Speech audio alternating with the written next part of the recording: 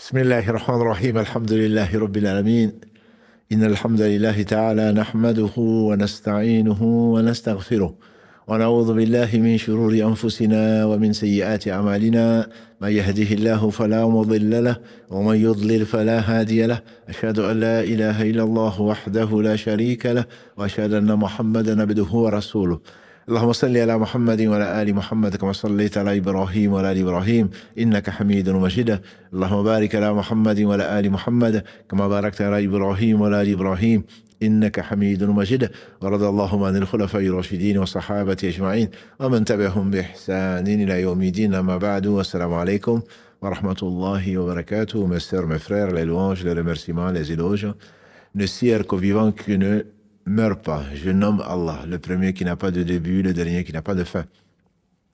L'apparent, le dominant sur toute chose, le subtil, le bien informé, le miséricordieux par essence, par excellence, l'omniscient, l'omnipotent, le sage. Nous le louons, nous revenons vers lui repentant. Nous demandons protection contre les conséquences de nos péchés, les tendances de l'âme. Celui qui Allah guide, nul ne saurait l'égarer. Celui qui est privé de sa guidée, nul ne saurait lui montrer le droit chemin. J'atteste donc qu'il est le seul digne d'adoration. J'atteste la véracité, de l'exemplarité, de la prophétie de Mohammed ibn Abdillah. Qu'Allah bénisse ce prophète, sa famille, ses compagnons, tous ceux qui les auront suivis dans le droit chemin, nous fassent l'honneur d'en faire partie. Ensuite donc, bienvenue dans ce live donc du mercredi, parlant de la médecine du cœur et des cœurs, et plus particulièrement, aujourd'hui ce sera Inch'Allah le dernier épisode de notre série sur le son du Coran, et pour cause, puisque comme je vous l'ai dit, lundi, alhamdulillah, on prendra une pause, entre guillemets, d'un mois. Donc c'est le dernier live de mercredi du mois de mai, et donc tout le mois de juin, je serai en voyage à l'étranger, comme vous le pouvez le deviner, et donc on ne reprendra, Inch'Allah, qu'au début juillet, puisque on va conclure quand même ces leçons du Coran, et quelles leçons par donc la guérison des cœurs, par la guérison des cœurs. On ne saurait jamais remercier Allah comme il se doit.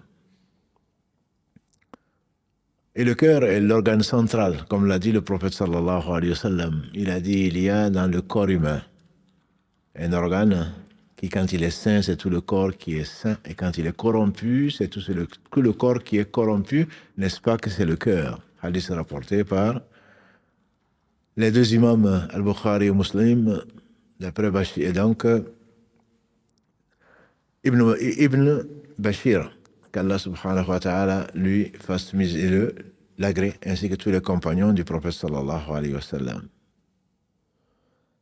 Ce compagnon jeune qui a rapporté du prophète sallallahu alayhi wa sallam les perles, et comme les autres compagnons, qu'Allah les bénisse tous, il nous rapporte donc que le prophète sallallahu alayhi wa sallam a indiqué donc ce cœur qui est l'organe central. Nu'aym bin Bashir a rapporté donc que l'organe central que le prophète a désigné, qui gouverne tout le corps, tout le comportement, toute la vie, c'est vraiment bien le cœur. En effet, le père des monothéistes, Ibrahim, Allah lui met dans sa bouche, dans la sourate des poètes, Shu'ara, versets 86 à 88 et 89. Il dit يوم لا ينفع مال ولا بنون إلا من أتى الله بقلب سليم. Le jour où ni les biens matériels ni les enfants ne serviront, sauf celui qui rencontre Allah avec un cœur salim, un cœur qui est sain, un cœur qui est pur. C'est le jour, bien entendu, du salut pour les croyants, et c'est le jour difficile pour les gens qui ont désobéi à Allah subhanahu wa ta'ala. Un cœur pur, cœur salim, sallama en arabe, c'est exempt de. Les savants expliquent ce verset, sallama, donc c'est un cœur qui est exempt de toute servitude, autre que celle d'Allah subhanahu wa ta'ala.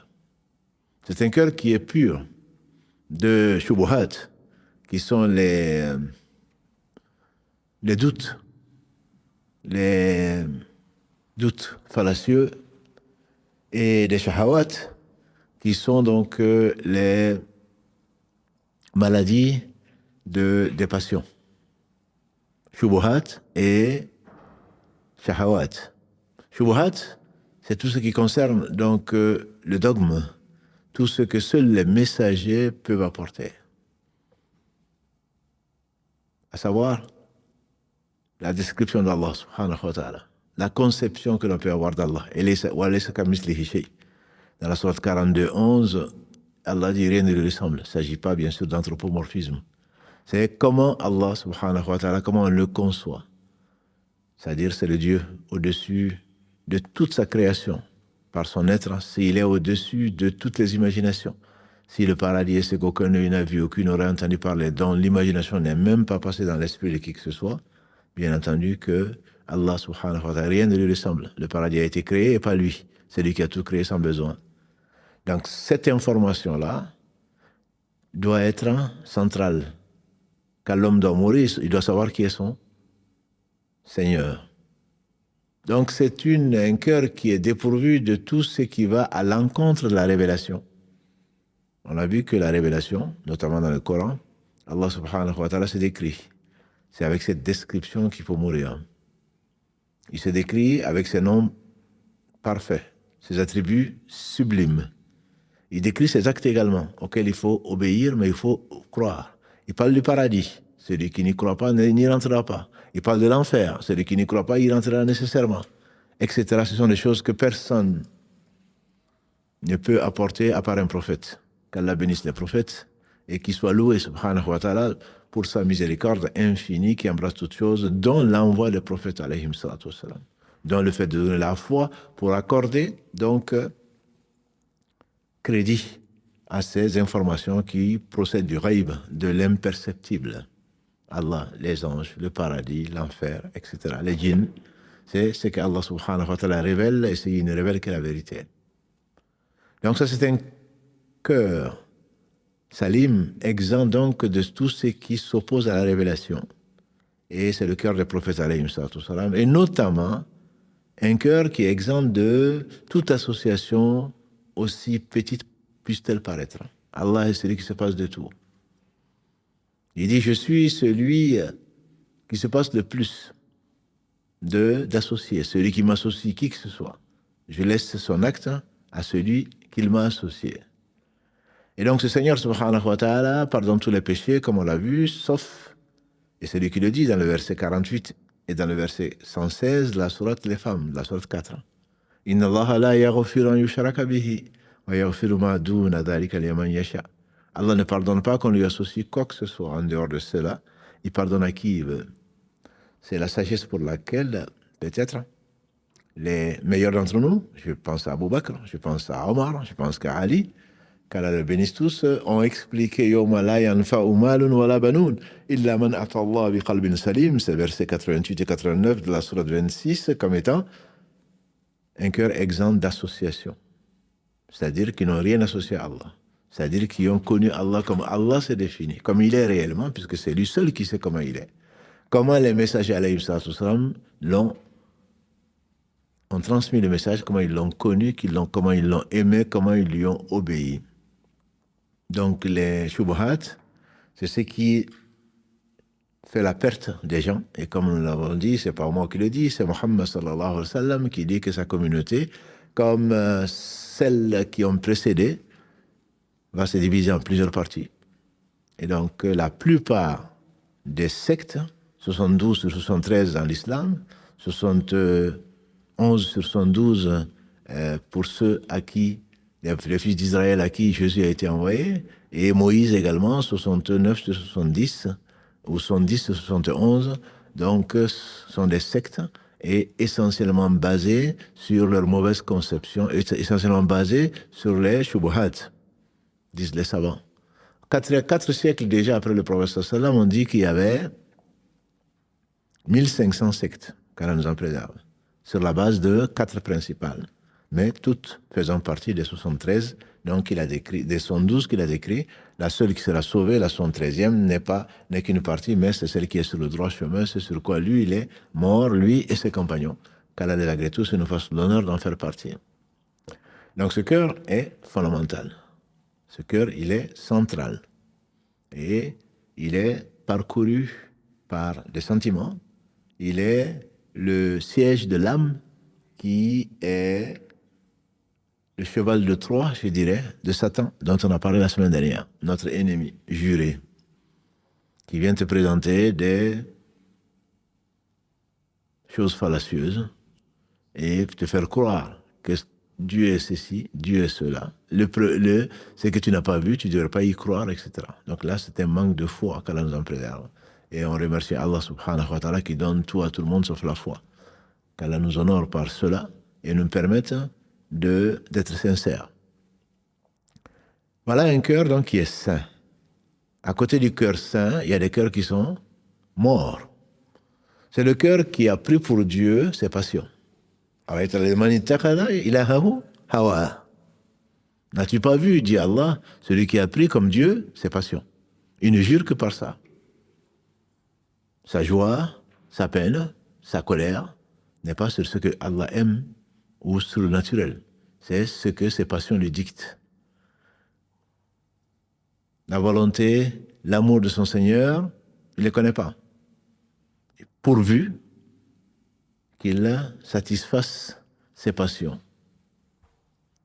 Et celui-là, son cœur, il est mort. Celui-là, son cœur est mort.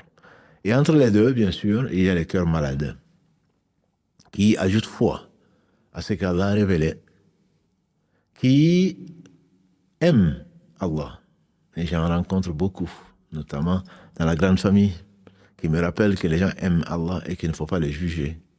Mais en même temps, qui aiment ce bas monde, qui font beaucoup de place à leur passion, qui ont laissé de la place à la jalousie, à l'envie, à la convoitise, à la satisfaction des passions ici-bas.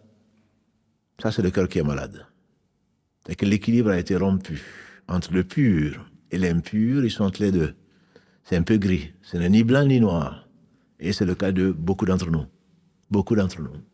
On ne peut pas dire qu'on n'aime pas Allah. Non, ne me juge pas. Je te juge sur tes actes. Tes actes prouvent que ton amour pour Allah n'est pas pur. Il est associé à ton amour pour toi-même et à tes passions. Et donc tu n'arriveras pas avec un cœur saint au jour du jugement dernier sans pouvoir travailler, purifier ton âme grâce à Allah subhanahu wa ta'ala au travers notamment du Coran, puisque Allah dit dans son livre béni, il a fait descendre dans le Coran une guérison pour les cœurs des croyants, une miséricorde et une guidée. On peut le trouver entre autres dans la sourate 17, verset 82. Allah en parle également dans la sourate 41, verset 44. Il en parle aussi dans la sourate 10, verset 57 et dans la sourate 23, verset 68. Voilà 4 versets qui te parlent donc du remède de ce qui est dans les cœurs comme maladie. On aime Allah et en même temps on aime autre chose. Quand la balance va dans ce qu'Allah décrit dans la sourate Al-Baqarah, verset 165, وَمِنَ النَّاسِ مَن يَتَّخِذُ مِن دُونِ اللَّهِ أَندَادًا يُحِبُّونَهُمْ كَحُبِّ اللَّهِ. Parmi les gens, il y a des gens qui ont pris des égos. Ils ont pris des égos à Allah. Ils les aiment comme Allah. Et là, c'est là où l'équilibre est fragile, mais l'équilibre tombe dans la mort du cœur. Beaucoup d'entre nous sont mobilisés par beaucoup de causes, en oubliant Allah ou en le mettant entre parenthèses. Après la satisfaction de nos passions, à ce moment-là, on se rappelle qu'il y a un jour du jugement dernier et on pense qu'on est repenti et on revient vers Allah. C'est pour à nouveau retomber parce qu'on est malade, parce que le cœur est malade. Malade de quoi? Tant que ce ne sont pas les shubuhat, les pensées fallacieuses sur Allah, sur sa religion, ce sont des shahawat. Ce sont des choses qui nous attirent vers les turpitudes, vers les blâmables, les passions, mais qui n'ont pas de rapport avec le dogme et avec les ghaibiyat, les choses donc qui sont imperceptibles et dans la croyance elle-même. Parfois, la croyance se traduit par des actes qui sont du polythéisme, qu'Allah nous en préserve. Et donc, la pureté du cœur se traduit avant toute chose par la soumission à Allah seul et ne pas désobéir au prophète, que Dieu le bénisse, sallallahu alayhi wa sallam. Allah dit dans le premier verset de la sourate 49, Al-Hujurat, les appartements, Ya ayyuhal ladhina amanu, la tuqaddimu bayna yadayi Allahi wa rasoulih, wa taqullaha inna Allaha samiyun alim. Ô vous les croyants, ô vous les croyants. Ibn Mas'ud, on lui fait dire, quand tu entends ô les croyants, tends bien l'oreille, parce qu'Allah va t'ordonner une chose si tu es croyant, ou va t'interdire une autre. Ô les croyants, ya ayyuhal ladhina amanu, la tuqaddimu, n'anticipez pas les paroles, les croyances, les actes, ne les anticipez pas sur celles du prophète, que Dieu le bénisse. Allah est parfaitement audient, inna Allaha samiyun alim, et il est omniscient, il sait toutes choses. Les savants expliquent ce verset en disant qu'il ne faut pas anticiper, contredire les actes, les paroles et la croyance enseignée par le prophète sallallahu alayhi wa sallam. Et pourtant, comme on le sait, d'après notre mère Aïcha, quand on a demandé au prophète, à notre mère Aïcha, après la mort du prophète sallallahu alayhi wa sallam, le comportement du prophète alayhi wa sallam, elle a dit c'était le Coran. C'était le Coran. Hadith rapporté dans le Musnad de l'imam Ahmad, quand Allah lui fasse miséricorde. C'était le Coran. C'est-à-dire la croyance, ces actes étaient dictés par ce qu'Allah aime. Et quand Allah déteste une chose, il la détestait. Quand Allah affirme une chose, il y croyait. Quand il parlait, c'est pour parler d'Allah, de sa parole, de ce qu'Allah aime, subhanahu wa ta'ala. Quand Allah recommandait une chose, il était le premier à se précipiter. Quand Allah mettait en garde contre une chose, il était le premier à fuir ce qu'Allah n'aime pas. Sur la base de quoi? Sur la base de la révélation, et notamment donc sur la base du Coran. Son comportement était le Coran. Mais on y reviendra, Inch'Allah, avant la fin du live. Donc les maladies sont de deux types. Les shahawat, qui sont ceux qui, y compris les croyants, qui les attirent beaucoup, c'est le pouvoir, c'est la convoitise, c'est la jalousie, c'est tant de choses que nous vivons et qui détruisent notre foi. Comme on le sait, la foi ne cohabite pas avec la rancœur, par exemple. L'un va chasser l'autre. Purifier donc son cœur devient un djihad, un vrai djihad, devient une lutte incessante et permanente. C'est la raison pour laquelle ce live du mercredi a été préparé, a été proposé pour ceux qui en sont conscients de la gravité de la vie du cœur. Et que ce jour, qui prépare ce jour, qui sera un jour inéluctable, et qu'Allah subhanahu wa ta'ala nous le facilite. Les shubuhat et les shahawat, le Coran les traite, bien entendu. Le corps mort peut ressusciter. Le cœur malade, il est entre son côté pur, ou son côté sain, comme une partie d'un tout. Et quand la partie morte n'est pas enlevée, elle peut envahir et causer la mort, donc de tout le cœur. Le prophète n'a-t-il pas dit, celui qui voit, d'après Abu Saïd al-Khidri, qu'Allah l'agrée, celui qui voit un faible amour, qu'il le change de sa main. S'il ne peut, de sa langue, s'il ne peut, de son cœur. Et après cela, dans une version de l'imam Muslim, après cela, il n'y a plus de foi. C'est-à-dire que la foi, le cœur meurt. Il n'y a plus de foi dans le cœur. Donc, il faut travailler ce cœur. Si on ne travaille pas ce cœur, la maladie risque de l'emporter. Nos cœurs sont malades, car Allah est le seul guérisseur. Si le cœur est malade, forcément, cela peut se traduire par soit une perte complète de la perception, une perte complète de la perception, qui disparaît, comme la cécité, on ne voit plus. Ou quelqu'un qui est sourd, il n'entend plus. Ça, c'est une maladie qui est grave et qui, bien entendu, conduit à la mort du cœur. Ça peut être une perception partielle. C'est-à-dire, on voit, on a besoin de lunettes pour mieux voir, parce qu'on a la myopie, ou on a d'autres maladies des yeux, mais qui se soignent, mais on voit, mais mal, plus faiblement qu'un bien portant, tout simplement. Et il y a également une perception inverse. Perception inverse, qui est une maladie qui est encore plus grave, qui est le fait donc que la personne inverse les choses.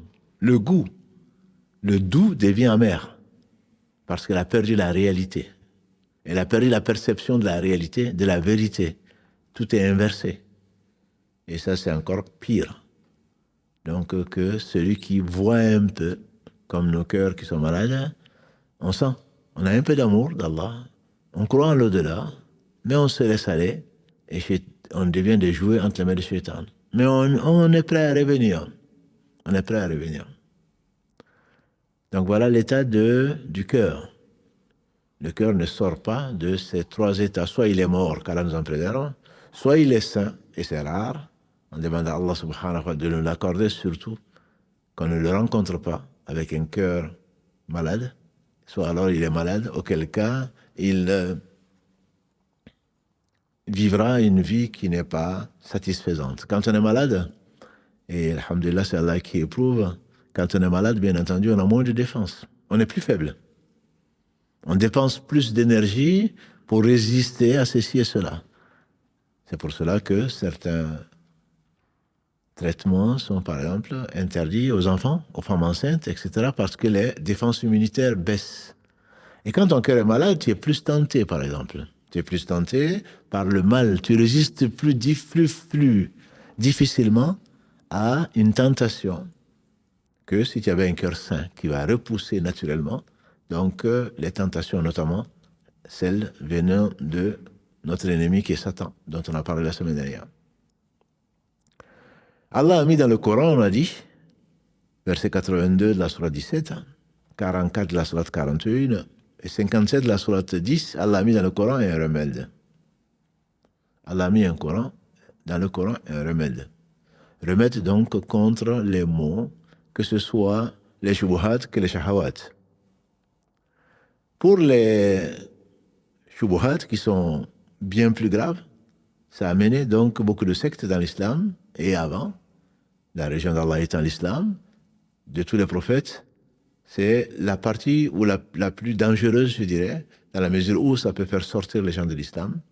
Et Allah subhanahu wa ta'ala y a mis sa description, avec de très beaux versets que vous connaissez, notamment dans la sourate 59, 22 et 23 à 24, quand il s'est décrit comme ce qu'il est, celui qui sait tout, le visible et l'invisible, celui qui est le doux, celui qui est l'omniscient, celui qui est l'omnipotent, celui qui... Voilà, il se décrit.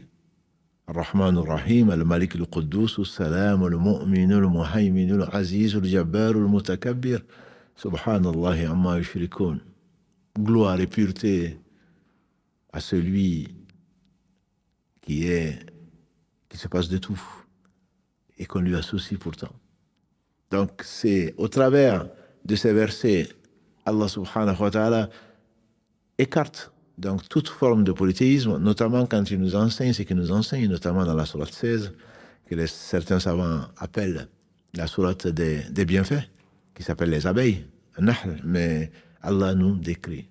Moi je m'émerveille toujours devant celui qui n'a besoin de rien et qui insiste au fils d'Adam, n'as-tu pas vu que c'est moi qui ai créé ceci? N'as-tu pas vu que tu ne t'es rien? N'as-tu pas vu comment je t'ai pourvu? N'as-tu pas vu? Ne sois pas ingrat.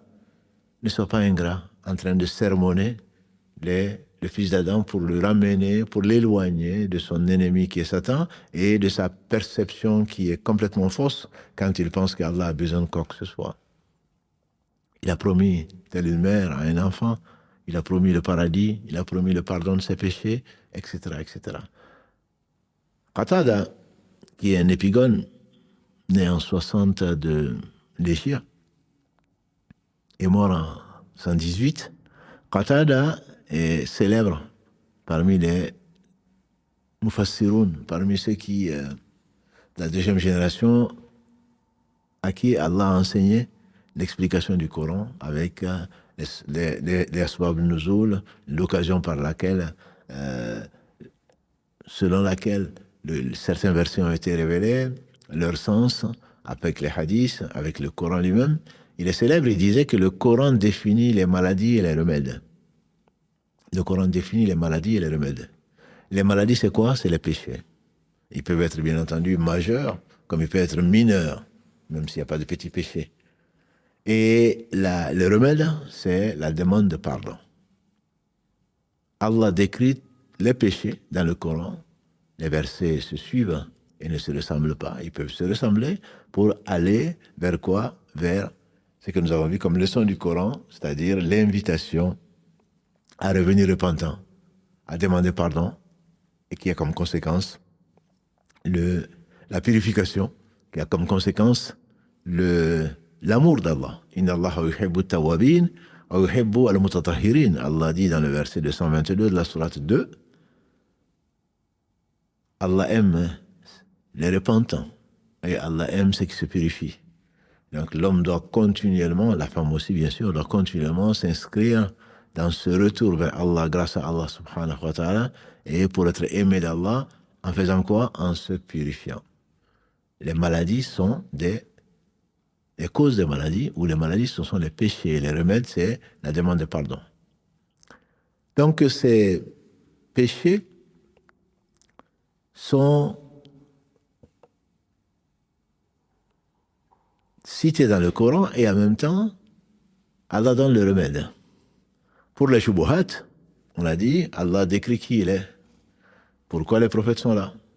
Allah nous décrit ce qu'il nous décrit de lui-même, que lui seul sait, qu'il a enseigné donc à ces hommes qu'il a choisis, et la réalité.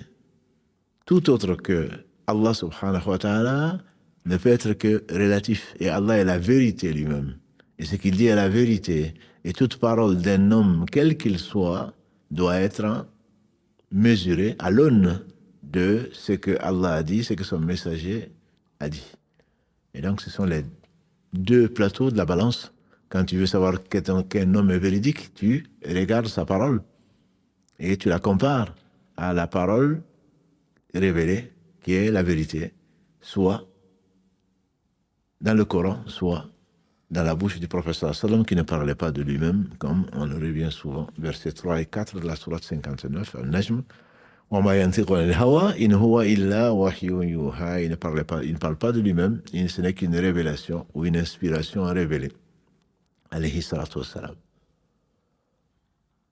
Le Coran donc travaille ces shubuhat et te montre qu'Allah est aimant, Allah est amour, Allah est généreux, Allah n'a besoin de rien, Allah est parfait. Et donc en lisant le Coran, tu te retrouves très certainement dans cette situation d'aimer Allah. Mais on verra comment lire le Coran. En parcourant le Coran, tu ne peux pas ne pas te retrouver dans une position d'ingratitude. Qu'est-ce qu'on est ingrat? Qu'est-ce qu'on est ingrat? Allah, subhanahu wa ta'ala, quand il appelle le Coran le dhikr, parce qu'on est insouciant. Le dhikr, c'est quoi? C'est le rappel. C'est le rappel. L'homme est insouciant. Allah lui rappelle, matin, midi et soir, au travers des récits. Et des récits notamment des peuples qui ont désobéi à Allah, qui l'a détruit.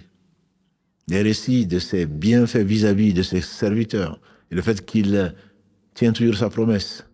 Le fait qu'il est bienveillant. Le fait qu'il est patient.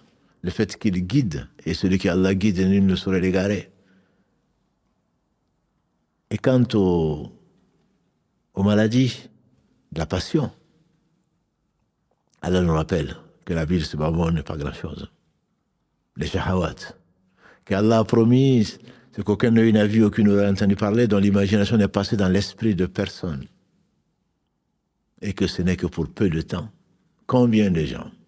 Alam tara kayfa fa'ala rabbuka bi'ad irama dhati al-imad allati lam yukhlaq mithluha fil bilad. Dans la sourate 89, Allah, ne vois-tu pas ce qu'Allah a fait des Ad qui taillaient des pierres? Il n'y avait même pas d'équivalent dans les villes, ce qu'ils ont fait. Si aujourd'hui on est fier d'avoir New York, d'avoir Los Angeles, d'avoir je ne sais que Paris, d'avoir quelle ville? Allah dit, Lam yukhlaq mithluha fil bilad, des villes qu'ils ont. Iramadat il-imad, la Iram qui n'a pas d'équivalent dans les villes. C'est Allah les a détruits, les Ad, le peuple de Houd. Saleh a été envoyé au Thamoud, qui taillait, qui faisait des maisons dans des pierres, qui les taillait. Il n'avait pas les instruments que nous avons aujourd'hui, mais il les faisait. Moi, j'ai visité l'Inde, je peux vous assurer, j'ai vu des choses que je n'ai jamais imaginées. Des maisons dans des montagnes, on se demande comment est-ce que l'homme a pu faire ça. Et c'est Allah qui l'a créé, c'est Allah qui a créé son intelligence, qui a donné la force et l'intelligence de faire ce qu'il a voulu. Wa Fir'aun dhil autad. Pharaon, qu'est-ce qu'il n'a pas fait? Et pourtant, fasabba alayhim rabbuka sawta adab. Allah les a châtiés, les a fouettés d'un châtiment inimaginable. Où il est aujourd'hui, Pharaon? Dans l'enfer matin et soir, comme Allah le décrit dans le verset 46 de la sourate 40.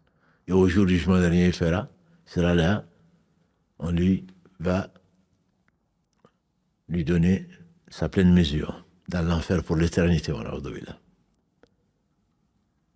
Et après le mal, tu retournes vers ton Seigneur, qui pourtant t'a tendu la main le matin comme le soir, qui t'a inspiré le bien, qui t'a fait ce qui t'a tout donné.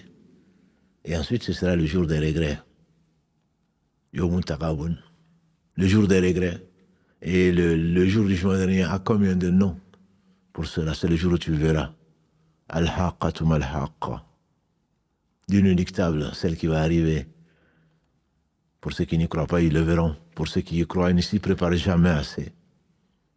Et donc, Allah te rappelle, en lisant le Coran, je dis bien en le lisant, ce qui t'attend.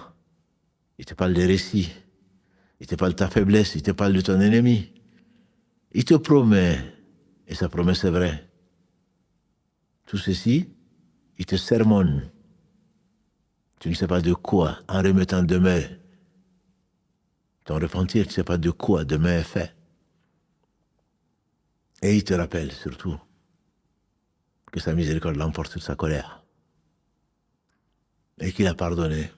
Et qu'il a revivifié la terre qui est morte. C'est pour cela que le cœur, même mort, tu n'as pas vu comment Allah a été bienveillant avec les compagnons du prophète sallallahu alayhi wa sallam, les meilleurs hommes après les prophètes. Il y en a qui enterraient leur fille vivante. Il y en a qui adoraient Lat. Il y en a qui adoraient Manat. Qui adoraient les idoles. 360 idoles dans la Kaaba. Leur cœur n'était pas...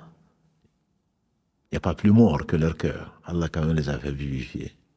Revivifier. Et il te rappelle la résurrection, et en même temps il te dit, dans le verset 5 de la sourate 22, par exemple, dans la sourate Al-Hajj, tu n'as pas vu comment, quand l'eau descend, et là c'est la révélation, sur la terre qui est morte, la terre, comment est-ce que tu vois cette terre argileuse, craquelée, tu vois cette pierre, comment est-ce que elle va revivre? Mais c'est facile à Allah. Allah fait sortir les meilleurs des hommes, des gens dont le cœur était complètement mort. Allah parle dans le verset 74 de la sourate Al-Baqarah, cet exemple qui est terrible. Il parle de pierres. Il y a des pierres qui laissent sortir des fleuves. Il y a des pierres qui éclatent pour faire sortir de l'eau. Et dans le verset 21 de la sourate 59, Allah dit « Law anzalna hadha al-Qur'an ala jabal, lara'aytahu khashiyan mutasaddian min khashyatillah. » Si Allah avait fait descendre ce Coran sur la montagne, tu l'aurais vu s'effriter, s'effondrer à cause de la crainte d'Allah. Et donc, ça peut être comme une pierre, mais Allah subhanahu wa ta'ala, on ne peut pas imaginer plus dur qu'une pierre. Le cœur peut être extrêmement dur, mort, mais Allah le fait revivre au travers de la révélation. Parce que la crainte d'Allah, l'espoir en Allah, l'amour d'Allah, rien ne lui résiste. Rien ne leur résiste. Mais c'est pourquoi alors on lit le Coran avec des yeux aveugles. Pourquoi le Coran ne fait pas cet effet sur nous? Pourquoi? Parce qu'on n'a pas vraiment lu. Alladhina ataynahumul kitab. Ceux à qui Allah a donné le livre et qui le lisent, haqqa tilawati, comme il faut le lire, Allah leur a réservé le meilleur. C'est le verset 123 de la sourate Al-Baqarah, la sourate 2. Mais qu'est-ce que c'est que la tilawa? Quand Allah, dans le verset 2 de la sourate 91, Ash-Shams, Wa-Shamsi wa-Duhaha, Wal-Qamari idha talaha, Allah jure par le soleil, Wa-Shamsi wa-Duhaha, et par sa clarté. Wal-Qamari idha talaha, et quand la lune le suit. C'est la même racine. Talaha, tilawa, c'est la même racine. Et les savants disent que tilawa, c'est quoi? C'est le fait de suivre. C'est pas seulement le fait de lire, c'est le fait de suivre. Allah, quand il parle dans ce verset 123 de la sourate Al-Baqarah, il parle des gens qui le lisent comme il le faut. Qui le lisent haqqa tilawati, comme il le faut. Les savants disent qu'il y a 3 étapes. Tilawa, c'est avant tout le lire. Et chaque lettre, on sait, rapporte, comme l'a dit le prophète sallam, le digne de confiance, dit bonnes actions. Et je ne dis pas que Alif est une lettre. Alif Lam est une lettre. Alif est une lettre. Lam est une lettre. Et Mim est une lettre. Donc, Alif Lam Mim, ça te fait 30 bonnes actions. Surtout en ce beau jour. Ces jours les meilleurs pour les bonnes œuvres. Le Coran fait partie, bien entendu, la lecture fait partie des bonnes œuvres. Et quelles bonnes œuvres? C'est le meilleur rappel. Le meilleur dhikr, c'est le Coran. On a déjà traité ce sujet-là. Lire, donc tu dois connaître les règles de lecture. Il ne s'agit pas d'être un chanteur, il ne s'agit pas que les gens s'émerveillent par ta voix. Allah, c'est lui qui t'a créé, il t'a donné une voix pour qu'elle serve à lire son livre. Allah n'a écouté personne de mieux que le prophète Daoud, alayhi salatu salam, en train de lire les psaumes, comme l'a dit le prophète sallallahu alayhi wa sallam. D'ailleurs, je vous le dis souvent, psalmodier le Coran, psalmodier vient du psaume, parce que Daoud, alayhi salatu salam, le prophète Daoud, quand il lisait ce que Dieu lui a envoyé, les psaumes, on disait que les oiseaux par volée restaient suspendus. Et les montagnes lui répondaient par leur écho, tellement il avait une belle voix. Quand le prophète sallam est venu trouver un compagnon qui était en train de lire, il lui a dit, Allah t'a donné une des flûtes de Daoud, tellement il avait une belle voix. Mais ce n'est pas seulement ça. Et par respect, il y a des règles que le prophète sallam a enseignées en pratique. Il n'y a pas de idhar, idgham, ghunna, ikhfa, et les autres règles, ce n'est pas. C'est les meilleurs d'entre nous qui ont appris le Coran, qui ont défini ces règles-là pour nous aider à mieux lire. Mais le minimum de respect, c'est de reproduire la chose. C'est la parole d'Allah. Si je viens te dire aujourd'hui, ma sœur, tu as dit ça, tu as dit non, ce n'est pas ce que j'ai dit. Un jour meilleur qu'aujourd'hui, notre mère Aïcha a entendu des gens en train de parler du prophète sallam. Il a dit ceci, il a dit cela. Elle a entendu de sa fenêtre, puisque sa chambre était accolée à la mosquée. Elle a mis son niqab, et elle voulait sortir pour leur dire quoi? Elle a trouvé qu'ils étaient partis. Elle a dit, je leur aurais dit que le prophète ne parlait pas aussi vite. Il prononçait, disait notre mère, Salama, lettre par lettre. Et il s'arrêtait après chaque verset. Il ne s'agit pas d'avoir la belle voix de Daoud, et Allah n'a pas écouté mieux que Daoud, mais il s'agit au moins de respecter, de ne pas bâcler, de ne pas bafouer, de ne pas changer une seule lettre de la parole d'Allah subhanahu wa ta'ala, consciemment ou inconsciemment. Consciemment, bien sûr, c'est la perversion. Inconsciemment, c'est de l'insouciance, c'est de la négligence, c'est un péché, si tu peux. Bien entendu, les Chinois ont son accent. L'Indien et l'Hindou aussi, j'imagine. L'Arabe a son accent, et ça dépend de quel dialecte il parle. Tout le monde a son accent, il ne s'agit pas de ça. Mais c'est une parole du Seigneur des mondes, Le minimum, c'est de la respecter, essayer. Tant que tu es en train d'essayer de répéter la parole, que tu fais des efforts et que tu apprends, tu n'es pas empêché. Par contre, une fois que tu ne considères pas ça comme important, je suis sûr que le contenu ne t'intéressera pas. On a alhamdoulilah, en Afrique noire ou ailleurs, on a des gens qui sortent premiers dans la récitation du Coran. Pourtant, ils parlent Peul, ils parlent Bambara, ils parlent Soninke, ils parlent, je ne sais, comme ils parlent Wolof, mais pourtant, ils l'ont appris et ils le respectent.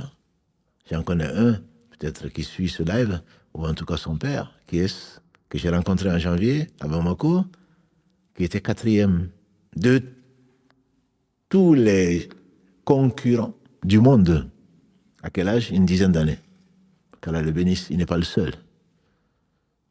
On dit que l'imam Nawawi, qui est né en 636 de l'Égypte, qui est mort en 676 à 40 ans, on dit que l'imam Nawawi a appris tout le Coran à 7 ans. Et Ibn Qayyim, quand il fasse miséricorde, il disait que le verset 17 de la sourate 54, وَلَقَدْ يَسَّرْنَا الْقُرْآنَ لِلذِّكْرِ. Allah dit, nous avons certainement facilité le Coran comme rappel, comme mémorisation, comme récitation. Est-ce qu'il y a quelqu'un qui est prêt à le mémoriser, à le comprendre, à le mettre en pratique? Allah l'a facilité. Aucun auteur, aussi, quel que soit son QI, sa capacité intellectuelle, aucun auteur n'est capable de te reproduire ce qu'il a écrit, même pas une page, par cœur. Allah l'a facilité dans un livre. On a des enfants de 7 ans, 10 ans, des gens plus âgés, de 20 ans, de 40 ans qui connaissent le Coran par cœur. Mais le minimum, c'est de ressortir ce que Allah subhanahu wa ta'ala a dit. C'est la parole d'Allah. Ce n'est pas la parole d'un homme. Et tu n'auras pas d'excuses. Tu connais beaucoup de chansons en anglais, peut-être même en chinois, en n'importe quelle langue. Quand il s'agit du Coran, non, je ne peux pas. Moi, je ne suis pas arabe. Oui, tu n'es pas anglais non plus. Tu n'es pas chinoise non plus. Et pourtant, tu arrives à reproduire. C'est à force d'aimer ce que tu es en train de dire et à force de t'évertuer, de t'entraîner, que tu vas y arriver grâce à Allah subhanahu wa ta'ala. Lire haqqa tilawa, le fait de le dire correctement, la vraie lecture, ça prouve ton amour d'Allah, ça prouve la reproduction du Coran, prouve que tu aimes Allah, que tu le respectes, que tu le vénères, que tu vénères sa parole. Ça, c'est la première des choses. Quand ils ont commencé la prière, la Fatiha, c'est en 10 secondes et encore. Alhamdulillahi Rabbil Alamin, Ar-Rahman Ar-Rahim, Maliki Yawmid Din, Iyyaka na'budu wa iyyaka nasta'in, Ihdina as-siratal mustaqim. Amin. Voilà. Entre nous, est-ce que c'est sérieux? Le minimum, c'est que tu, comme on le fait de Ali, qu'Allah l'agrée, de tartil, la lecture du Coran, c'est prononcer chaque lettre et s'arrêter là où il faut s'arrêter. Et le prophète alayhi salatu salam lisait le Coran. Sur qui ça a été révélé, il lisait le Coran verset par verset. On pouvait compter, disait notre mère Salama, on pouvait compter les lettres des mots. Et il s'arrêtait après chaque verset. Essayons au moins de reproduire ça, par amour pour Allah, au travers de respect pour celui sur qui il a révélé, qui est venu pour nous montrer. Ibn Qayyim disait, pour chaque chose, au jour du jugement dernier, ma sœur, mon frère, pour chaque chose, tu auras 2 questions. Pour chaque acte, tu auras 2 questions. Pour qui tu l'as fait et comment tu l'as fait. Si tu l'as fait pour plaire, Allah n'accepte pas. Al-Ikhlas, la sincérité. Si tu l'as fait comme tu veux, une innovation, Allah ne l'accepte pas non plus. Et donc, respectons le Coran. Il ne s'agit pas de le prendre ou de l'écouter en voiture ou d'en faire la ruqya.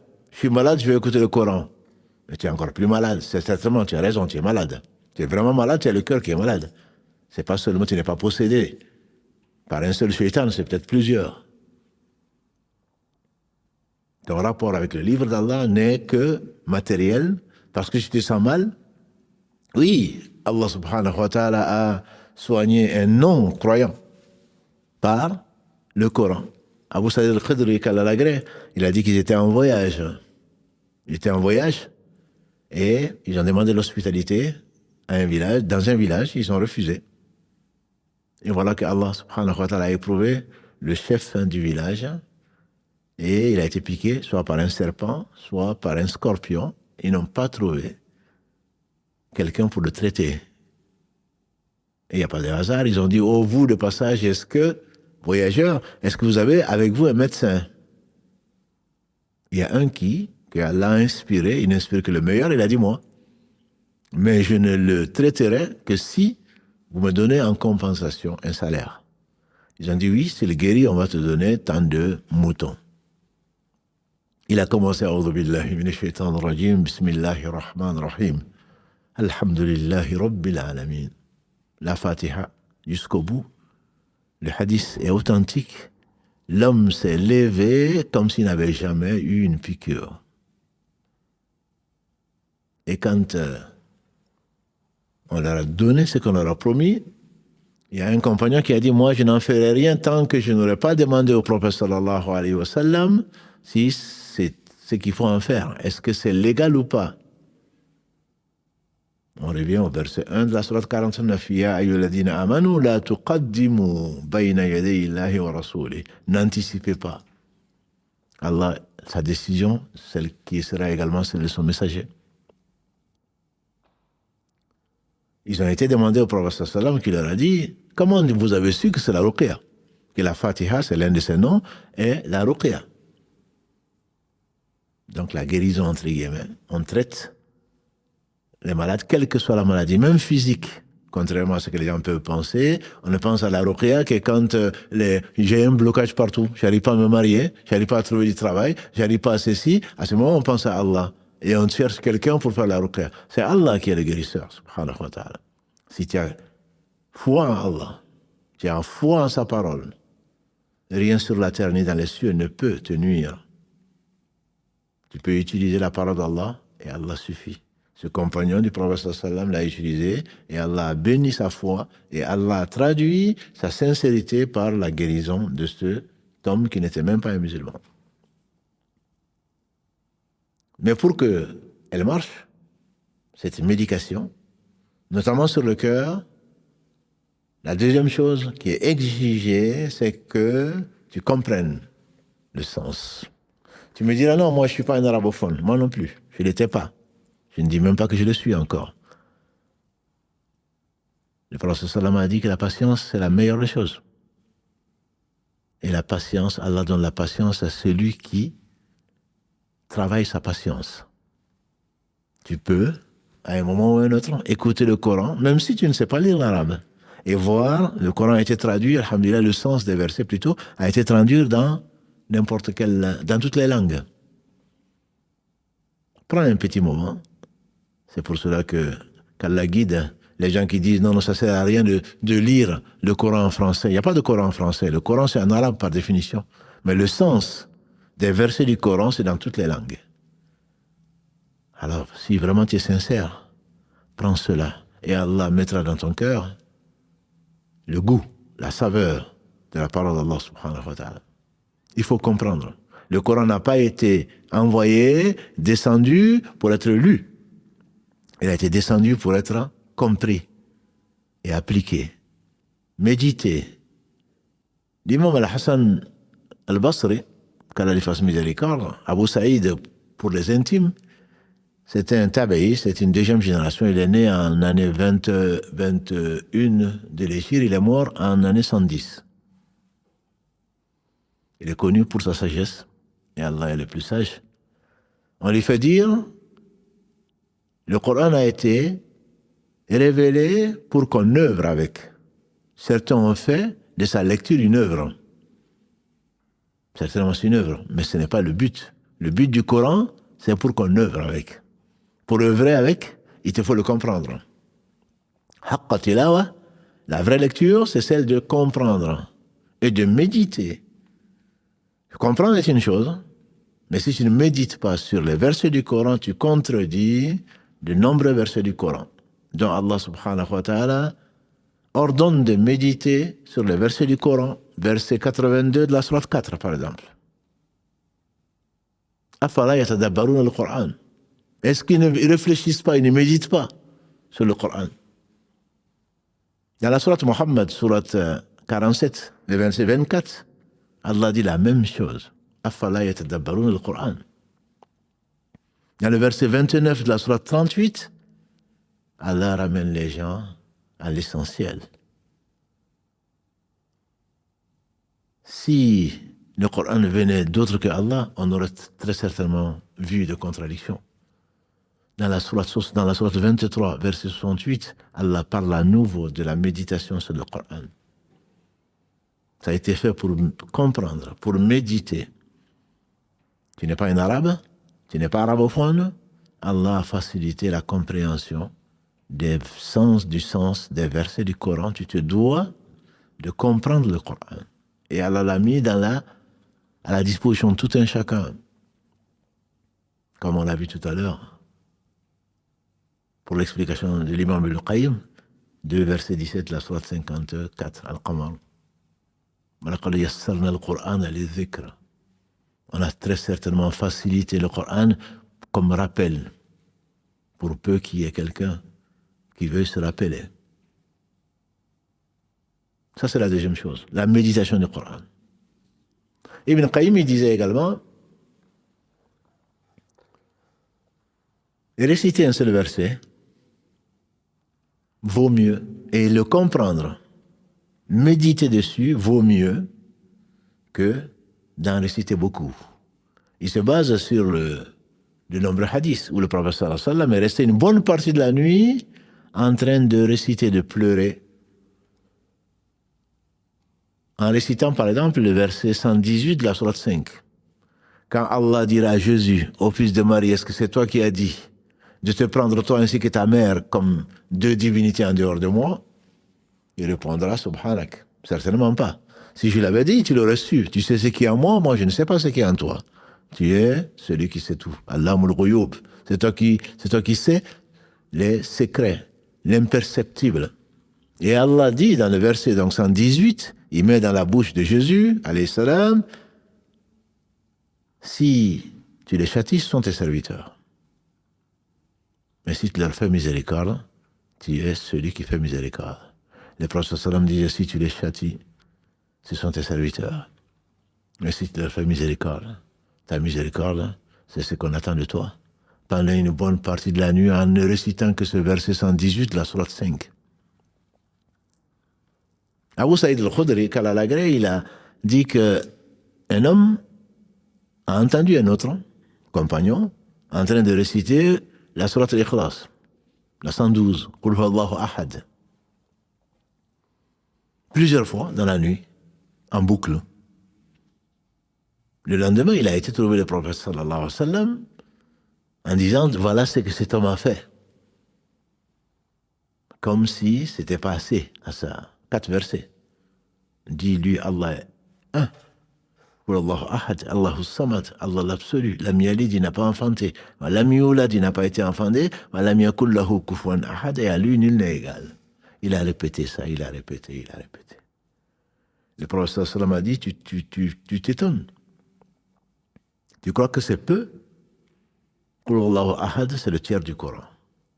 Mieux vaut réciter Qul Allahu ahad, en y réfléchissant, en puisant dans les ressources que Allah a mis dans ton cœur, en purifiant ton cœur, en magnifiant celui qui se décrit comme ça. Bon, on a déjà raconté cette histoire. Le prophète sallam a envoyé une expédition et il a nommé quelqu'un comme chef de l'expédition. Et c'est lui qui les dirigeait dans la prière. Et chaque fois, dans chaque raka, il lisait la Fatiha, il lisait une sourate et il lisait Qul Allahu ahad. Les gens, ses compagnons, lui ont dit de deux choses l'une. Soit tu lis Qul Allahu ahad, soit tu te contentes de Qul Allahu ahad, soit tu lis autre chose. Il a dit, je n'en ferai pas autrement. C'est comme ça que je fais. Quand ils sont revenus, ils ont été se plaindre au prophète sallallahu alayhi wa sallam qui leur a dit, demandez-lui pourquoi il fait ça. Il a répondu, c'est parce que dans cette sourate, il y a des attributs sublimes de mon Seigneur que j'aime. Qul huwallahu ahad, Allahu samad, lam yalid, wa lam yulad, wa lam yakul lahu kufuwan ahad.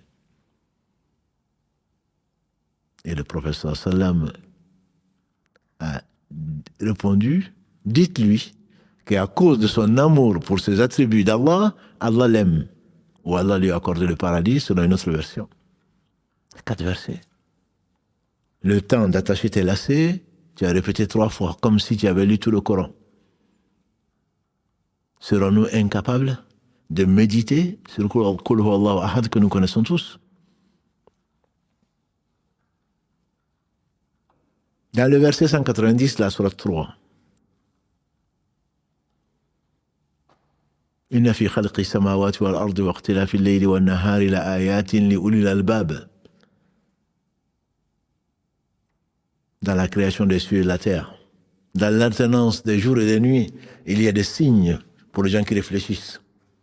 الذين يذكرون الله قياما وقعودا وعلى جنوبهم ويتفكرون في خلق السماوات والأرض ربنا ما خلقت هذا باطلا سبحانك فقنا عذاب النار.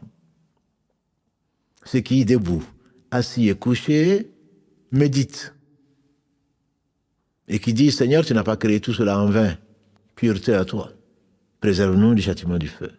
Et le prophète sallam, Bilal l'a trouvé jusqu'au petit matin, en train de réciter, en train de pleurer. Il dit, malheur, malheur à celui qui lit ces versets, qui ne le médite pas. Malheur. Et certains vont passer à côté. Ils ne savent même pas s'ils l'ont lu ou pas. Ou alors ils vont te le lire, ils vont te demander 5 € pour cela.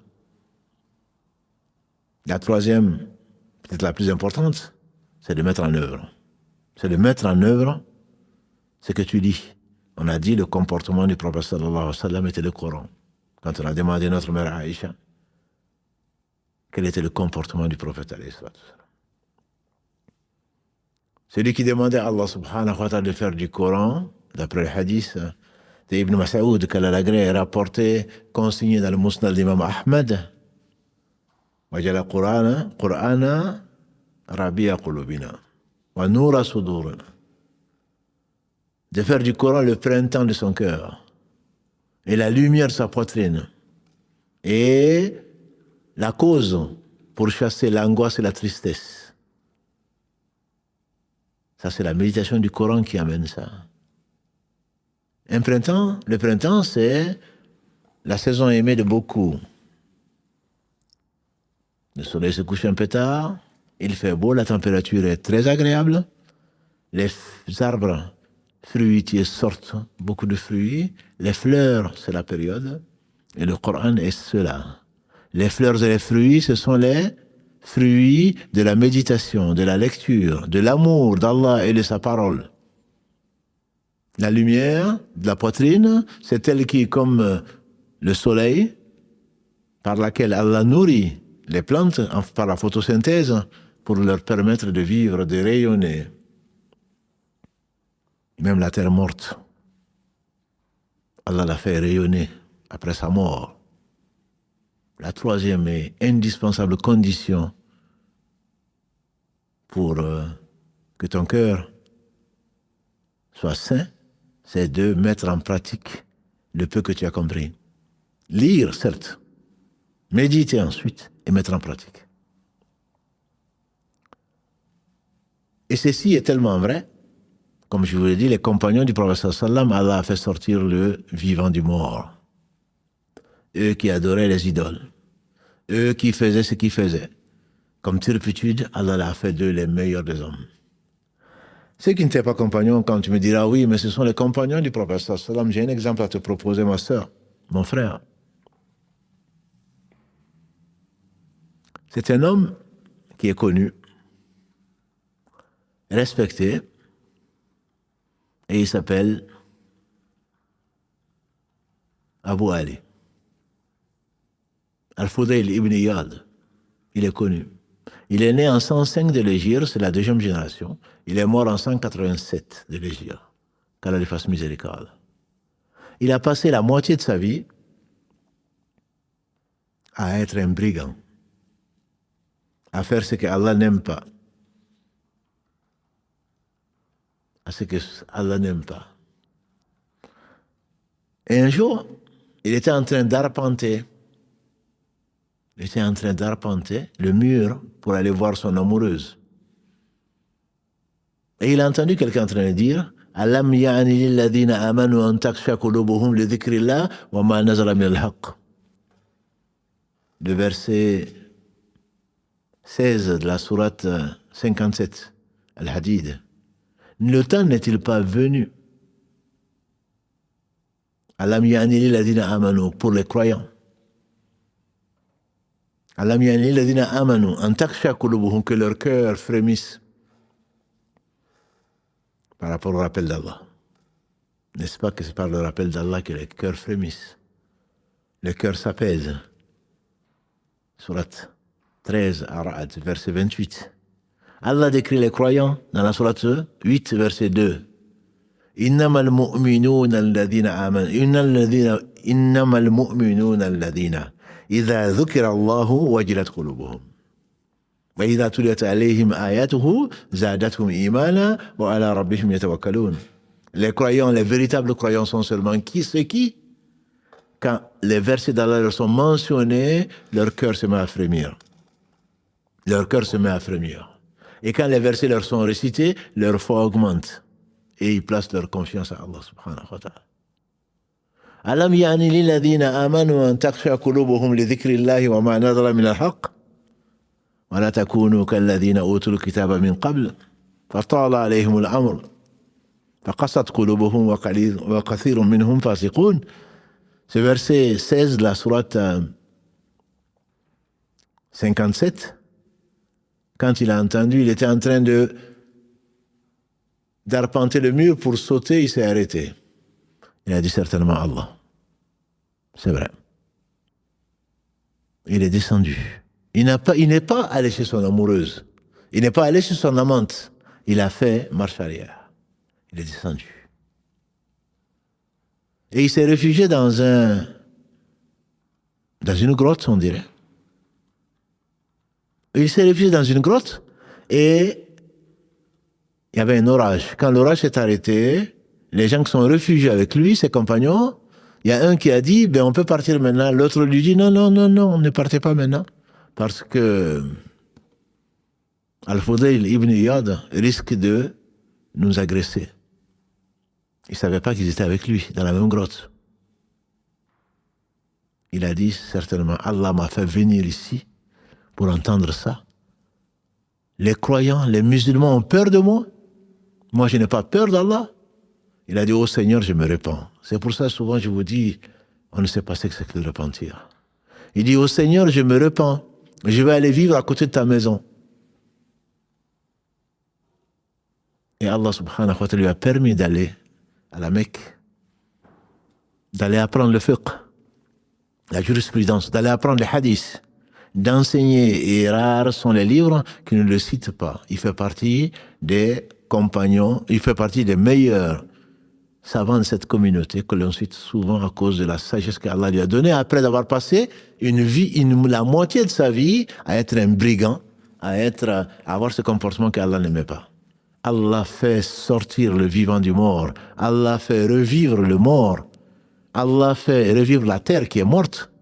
Allah est capable de toutes choses, à condition que tu sois sincère. À condition que tu sois sincère. Al-Fudayl ibn Iyad est connu pour cela. Mais c'est bien sûr, c'est pas le meilleur des hommes. Il en est loin. Il n'était pas prétentieux. C'est juste pour nous donner de l'espoir. Mais pour cela, il faudrait que le Coran touche le cœur. Il faudrait que le Coran touche le cœur. Jubayr ibn Mu'tim, il a dit que quand le prophète sallam a récité les versets 35 et 36 de la sourate 52, à tout, de la sourate 52, où Allah dit, est-ce que c'est vous qui vous êtes créés ou c'est nous que nous avons créé? Est-ce que c'est vous qui avez créé les cieux et la terre? Pour peu que vous croyez. Est-ce que c'est vous qui détenez les trésors des cieux et de la terre? Il a dit, mon cœur a failli s'envoler. C'est ainsi qu'il est devenu musulman. Son cœur a failli s'envoler. Ma sœur, Mon frère, quand on fait un traitement, comment le traitement marche? Pourquoi le traitement? Je suis pharmacologue de formation. Je fais 40 ans de recherche en pharmacologie. Mon frère, ma soeur, si il y a des médicaments qui sont conditionnés et que l'on donne par voie orale, il y a d'autres qui sont donnés par voie cutanée.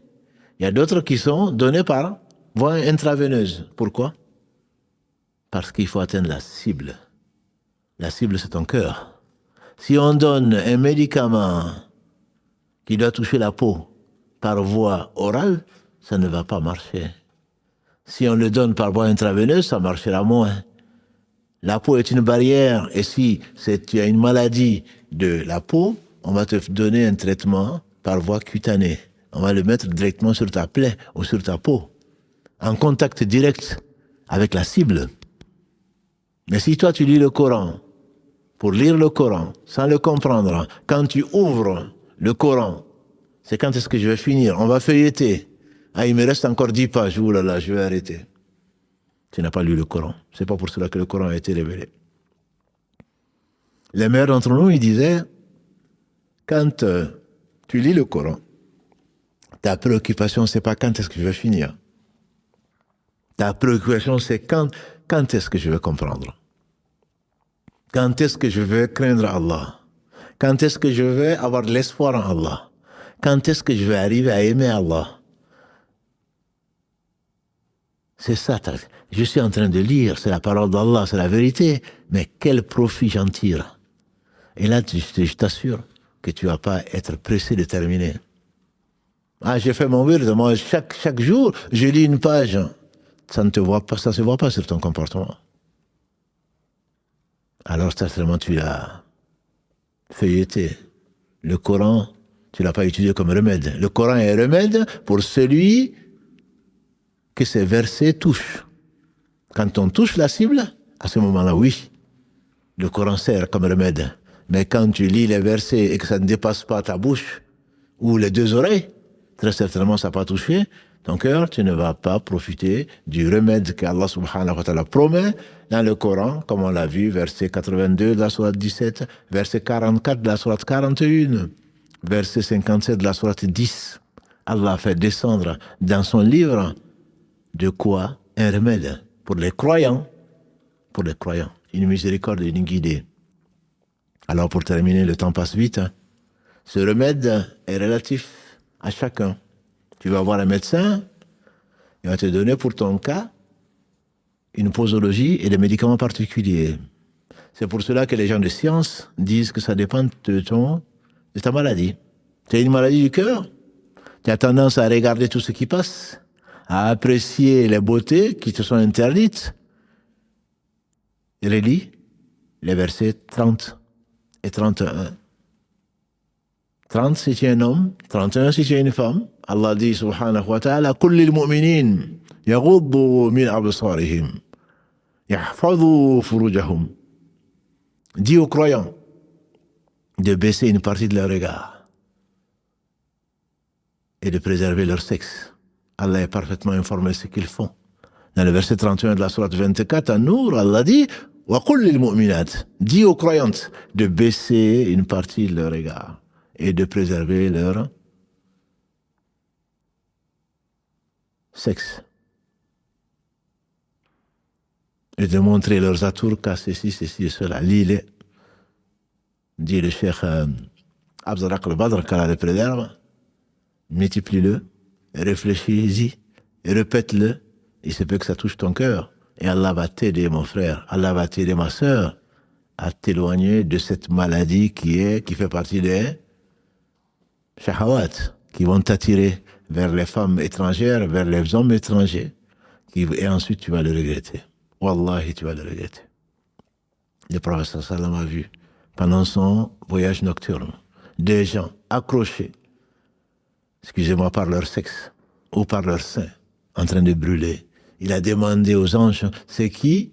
Il dit, ce sont les gens qui étaient les fornicateurs et les fornicatrices dans ce bas monde-là. Si tu as tendance à avoir peur Des peurs imaginaires. Si je fais ça, on va me faire ça. Si je fais ceci, on va pas me faire ceci. Tu as peur des gens, tu n'as pas peur d'Allah. On te conseille de lire le verset 175, la sourate Al-Imran. On est souvent revenu sur ces versets-là, notamment le samedi, où Allah subhanahu wa ta'ala a éprouvé les compagnons du prophète sallallahu alayhi wa sallam à Uhud. Allah leur dit, cette peur, c'est Satan qui vous fait peur de ses alliés. Ne les craignez pas, craignez-moi. Lis-le souvent, disait le cheikh Abdullah al-Badr. Lis-le souvent, répète-le. Et Allah va te chasser la peur d'autres que lui, subhanahu wa ta'ala. La crainte d'autres que lui. Ne les craignez pas, craignez-moi. Wala taqafuhum fakhshawni. Si seulement vous êtes croyant. Si seulement vous êtes croyant. Il se peut qu'Allah subhanahu wa ta'ala te guérisse de cette maladie. Si tu as tendance, comme beaucoup d'entre nous, à ne pas faire confiance en Allah, à ne pas faire confiance en Allah, je m'en remets à Allah seulement quand tu n'as pas le choix. Alors rappelle-toi, il dit, lis souvent le verset 3 de la sourate, le divorce, la sourate 65, Allah dit subhanahu wa ta'ala, وَمَنْ يَتَوَكَّلْ عَلَى اللَّهِ فَهُوَ حَسْبُهُ. وَمَنْ يَتَوَكَّلْ عَلَى اللَّهِ فَهُوَ حَسْبُهُ. Celui qui se confie à Allah, Allah lui suffit. وَمَنْ يَتَوَكَّلْ عَلَى اللَّهِ فَهُوَ حَسْبُهُ. Allah suffit à celui qui suffit. N'est-ce pas? C'est un peu ça qu'a dit la mère d'Ismaïl, alayhi salam, quand le père d'Ismaïl l'a abandonné en plein désert, et c'est d'actualité. Avec un peu d'eau, un peu de dattes, il s'en va, et elle l'appelle Ibrahim. Ibrahim, il se retourne pas. La troisième fois, Ibrahim, il se retourne. Il dit, est-ce que c'est Allah qui t'a ordonné ça, de nous laisser là? Il fait oui de la tête. Elle lui dit, si c'est Allah qui te l'a ordonné, alors il ne va pas nous abandonner. وَمَنْ يَتَوَكَّلْ عَلَى اللَّهِ فَهُوَ حَسْبُهُ.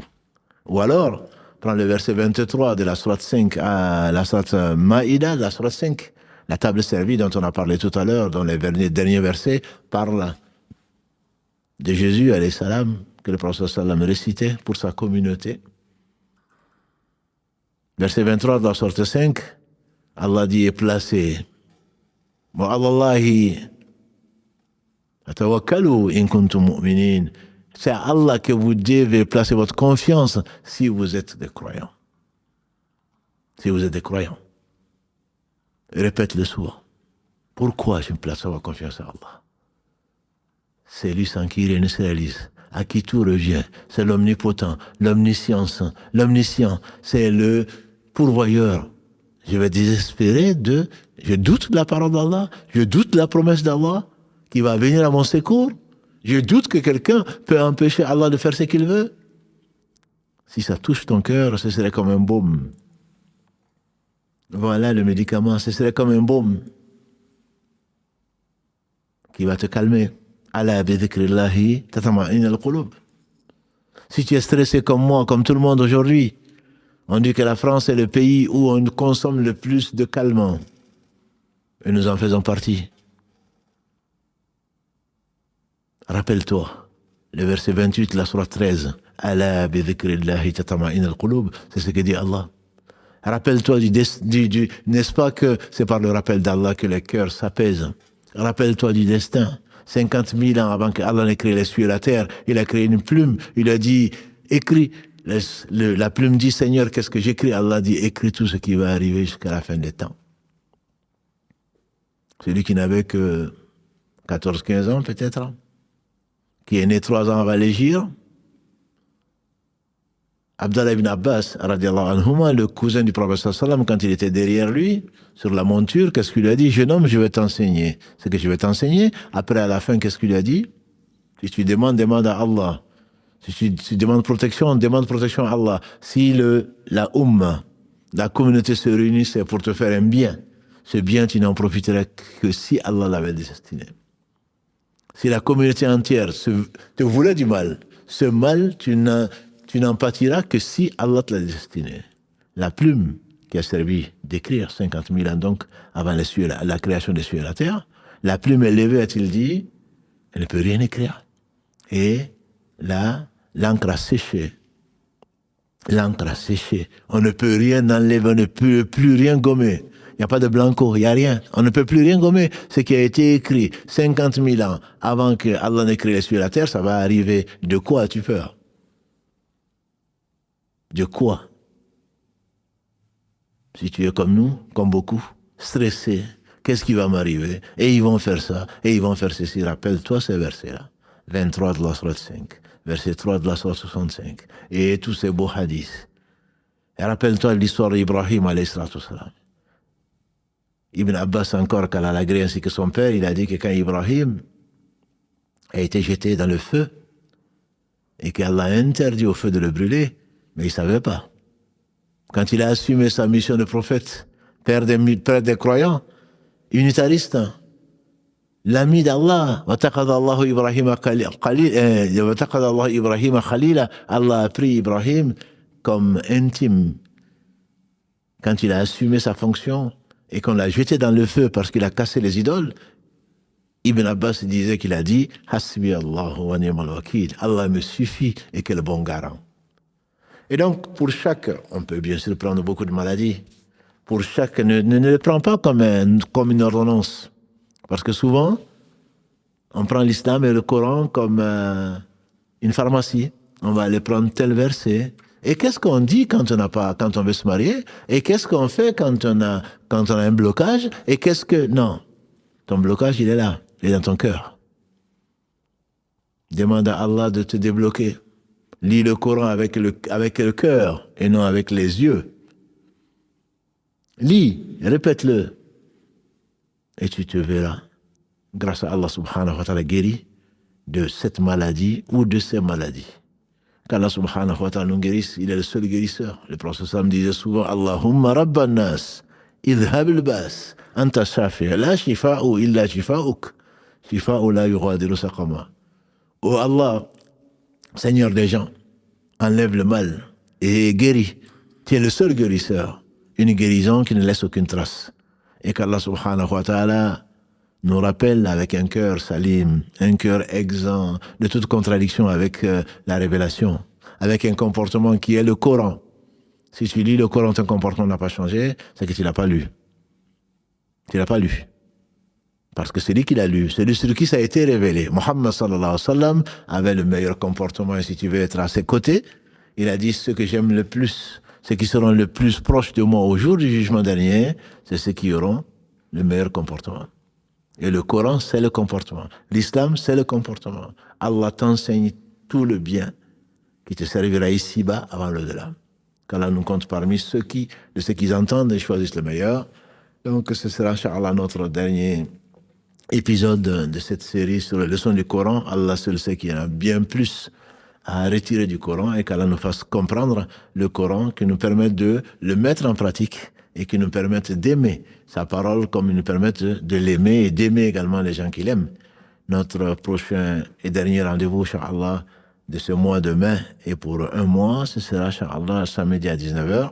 Qu'Allah bénisse Mohammed, sa famille, ses compagnons, tous ceux qui les auront suivis dans le droit chemin et nous fassent l'honneur d'en faire partie.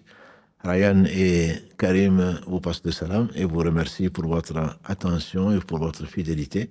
سبحانك اللهم وبحمدك أشهد أن لا إله إلا أنت أستغفرك وأتوب إليك سبحان ربك رب العزة عما يصفون والسلام على المرسلين والحمد لله رب العالمين والسلام عليكم ورحمة الله وبركاته.